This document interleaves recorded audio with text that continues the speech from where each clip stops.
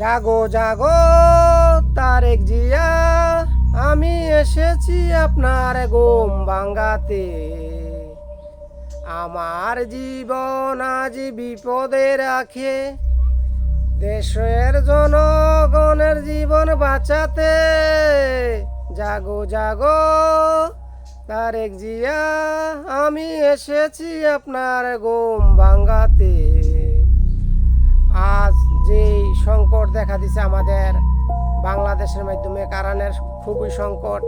আমরা খেটে খাওয়া দিনমজুর এবং কি কৃষি শ্রমিক সকলেই সারাদিন পরিশ্রম করি, আমরা রাত্রে ঠিকমতো কারণ পাই না। আমরা অনেকেই সংকটের মাধ্যমে আছি।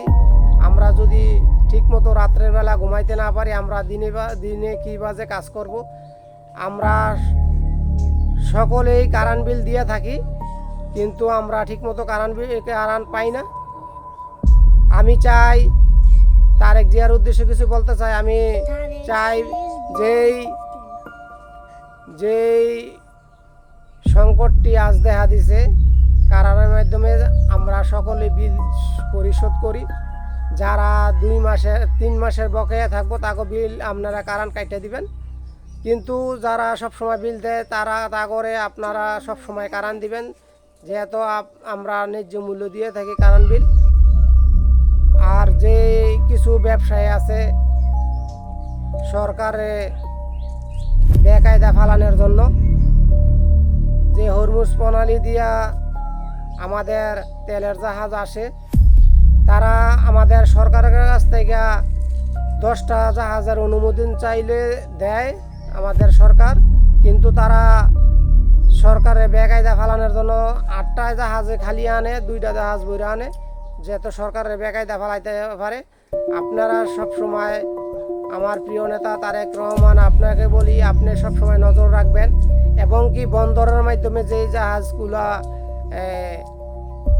পণ্যবাহী জাহাজ অনেক দিন ধরে পইরা থাকে, এই জাহাজ আপনি আপনার গোয়েন্দা দিয়ে খেয়াল রাখবেন, যেহেতু তারা বেশি মুনাফার জন্য তারা যেহেতু বেশি আমাদের জনগণ থেকে বেশি টাকা না নিতে পারে। যেহেতু যে বন্দরের মাধ্যমে জাহাজ ভিড়বে, সাথে সাথে জিনিস লোড আনলোড করা হবে, এই খেয়ালটা রাখবেন সব সময়। আর যারা তেলের জাহাজ নিয়ে আসবে তাকেও জাহাজটি চেক করবেন সবটি জাহাজ ভরা আছে কিনা। কেননা তারা কিছু ব্যবসায়ী আছে সরকারে ডাউন করার জন্য, বদনাম করার জন্য তারা চাইতেছে।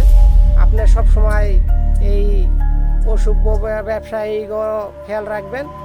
আর আমাদের জাতীয়বাদী দল বিএনপির কিছু হাইব্রিড নেতা আছে, দেশের সম্পদ লুট করার জন্য ব্যস্ত থাকে, তাকেও দিকে আপনি নজর দিবেন, যাতে আমাদের বাংলাদেশের কোনো ক্ষয়ক্ষতি না হয়, আমাদের দেশের সম্পদ দেশে থাকে, বাহিরে যেত তারা না পাচার করতে পারে, তারা ফ্যামিলি সহ নিয়ে বাহিরে না যাইতে পারে, এরকম ব্যবস্থা করবেন।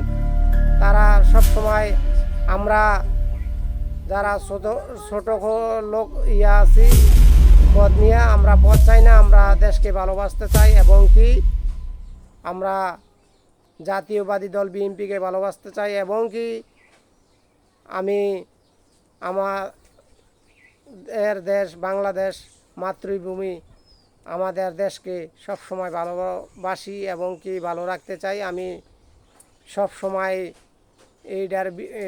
দুর্নীতির বিরুদ্ধে আমি আওয়াজ তুলে যাবো। আমার পদ থাকুক বা না থাকুক, আমি পদের চিন্তা করি না, আমি পদ চাইও না। আমি জনগণের সব সময় পাশে থাকবো। আপনারা লাইক, শেয়ার, কমেন্ট করবেন। আমার ভিডিওটা ভালো লাগলে বাংলাদেশ জিন্দাবাদ, বাংলাদেশ জিন্দাবাদ।